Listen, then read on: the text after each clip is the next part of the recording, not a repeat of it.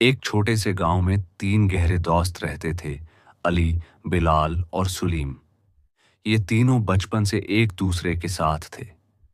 खेल के मैदान से लेकर खेतों के किनारे तक हर जगह ये साथ नजर आते। अली सबसे ज़हीन था, लेकिन मिजाज में थोड़ा सा गुरूर था। बिलाल दिल का नर्म मगर जल्द बहक जाने वाला शख्स था। और सलीम सबसे ज्यादा बातूनी और चालाक था, मगर दिल में पैसा कमाने की शदीद ख्वाहिश रखता था। गांव के लोग अक्सर कहा करते, ये तीनों अगर एक दूसरे के साथ रहें तो पहाड़ भी हिला सकते हैं, लेकिन अगर बीच में लालच आ गया तो सब बिखर जाएंगे। एक दिन गांव में एक बूढ़ा मुसाफिर आया। उसकी कमर पर एक फटा हुआ थैला था, चेहरे पर थकन और आंखों में अजीब सी चमक। वो गांव के चाय वाले होटल में बैठकर सबको एक कहानी सुनाने लगा। जंगल के उस पार एक पुरानी कोठड़ी है, जिसमें एक सोने का संदूक दफन है। ये संदूक किसी पुराने रईस का है, जो जंग के दौरान मर गया था। गांव के लोग हंसने लगे, मगर अली, बिलाल और सलीम एक दूसरे को मानी खीज नजरों से देखने लगे। सलीम ने आहिस्ता से कहा, अगर ये सच हुआ तो हम तीनों की किस्मत बदल जाएगी। अली ने फौरन कहा, हमें कल ही निकलना चाहिए, लेकिन वादा करो जो भी मिलेगा बराबर तीन हिस्से होंगे। सबने सर हुला दिया, लेकिन दिलों में मुख्तलिफ सोचें पल रही थीं। अगली सुबह तीनों दोस्त जरूरी सामान लेकर जंगल की तरफ रवाना हुए। रास्ता लंबा और कठिन था। कहीं घने दरख्तों का साया, कहीं कांटों भरी झाड़ियां और कहीं खुश्क नदी का प्याला। रास्ते में सलीम ने कई बार कहा, अली भाई, अगर वाकई हमें खजाना मिल गया तो सोचो कितनी ऐश की जिंदगी होगी। मैं तो सबसे पहले शहर जाकर बड़ी हवेली खरीदूंगा। अली ने मुस्कुराकर कहा, पहले खजाना तो मिले, फिर ख्वाब देखना। बिलाल खामोश रहा। वो जानता था कि लालच इंसान को बदल देता है, और अक्सर दोस्तों के बीच दुश्मनी का बीज भी यही बूता है। 2 दिन के सफर के बाद वो पुरानी कोठड़ी तक पहुंचे।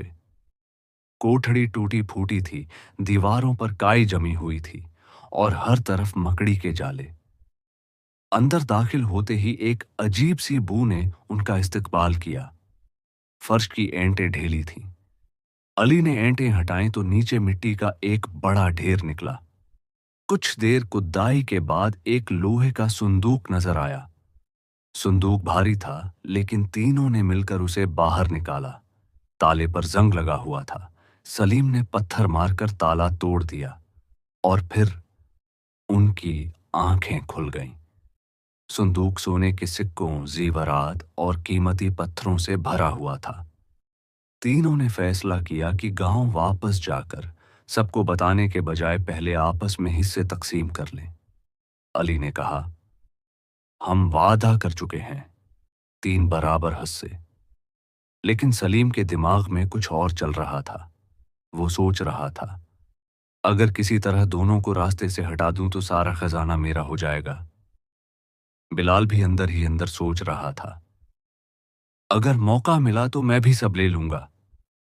शाम ढलने को थी। जंगल की खामोश फजा में तीनों खजाने के करीब बैठे थे। थकन और भौक ने सबको बेचैन कर रखा था। अली ने कहा, मैं करीबी गांव से खाना ले आता हूं, तुम दोनों यहां खजाने का ध्यान रखना। बिलाल और सलीम ने एक दूसरे की तरफ मानी खीज नजर डाली और हामी भर ली। अली के जाने के बाद दोनों की बातों का रुख बदल गया। सलीम ने आहिस्ता कहा, ये खजाना तीन में तकसीम हुआ तो कुछ खास नहीं बचेगा, क्यों ना अली लौटे तो हम उसे खत्म कर दें। बिलाल ने फौरन सर हिलाया, बिल्कुल, फिर हम दोनों बराबर बांट लेंगे। उधर अली गांव पहुंचा तो उसके दिल में भी एक खतरनाक ख्याल जागा। क्यों ना ये मौका इस्तेमाल करूं और सारा खजाना अकेला ले लूं। उसने खाने के साथ एक जहरीला सफूफ खरीद लिया और चुपके से सब खाने में मिला दिया। उसे यकीन था कि सलीम और बिलाल खाते ही खत्म हो जाएंगे। रात का अंधेरा छाने लगा तो अली खाना लिए वापस आया। बिलाल और सलीम ने उसे खुश आमदीद कहा, मगर अंदर ही अंदर अपनी साजिश पर अमल करने का इंतजार कर रहे थे। जैसे ही अली ने खाने का थाल जमीन पर रखा, दोनों ने अचानक उस पर हमला कर दिया। अली संभल भी न सका और चंद ही लम्हों में बेजान होकर गिर पड़ा। दोनों ने इत्मीनान से सांस ली और खाने की तरफ बढ़ गए। भूख और लालच ने उन्हें सोचने का वक्त न दिया। दोनों ने पेट भर कर खाया, मगर खाने के चंद ही लम्हों बाद जिस्म में अजीब सी जलन और कपकपी शुरू हो गई। बिलाल के हाथ कांपने लगे, सलीम की आंखें खौफ से फैल गईं। सांस रुकने लगी और वो समझ गए कि अली की मौत से पहले ही उनके लिए अंजाम लिखा जा चुका था। कुछ ही देर में दोनों भी अली के पास खामोश पड़े थे। लालच ने न सिर्फ तीनों की जिंदगी खत्म कर दी, बल्कि खजाना भी किसी के हाथ न आया। लालच इंसान को अपनी ही जाल में फंसाने पर मजबूर कर देता है। अगर आपको ये कहानी पसंद आई हो तो वीडियो को लाइक करें, चैनल को सब्सक्राइब करें और अपने दोस्तों के साथ शेयर करें, ताकि मज़ीद सबक आमूज कहानियाँ आप तक पहुँचती रहें।